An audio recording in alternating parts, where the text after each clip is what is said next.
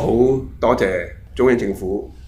對今次喺宏福苑呢個火災裏邊，我哋特區政府嘅工作嗰個高度關注。其實喺大火災發生之後，其實不久咧，內地嘅有關單位咧已經係提供咗咧超過3萬件嘅物資咧，係俾我哋。當中係包括帳篷啦、護目鏡啦、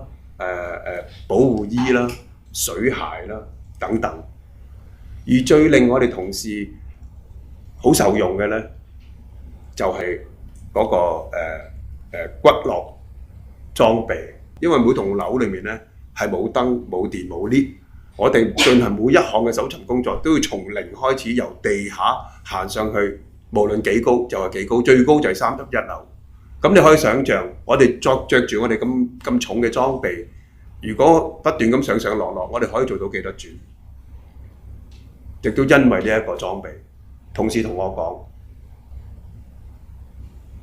講，佢哋係大大減少咗佢哋上樓嗰個體力。內地嘅相關單位對我哋嗰個支援，我好感受到我哋中國人一方有難，八方支援呢一個精神。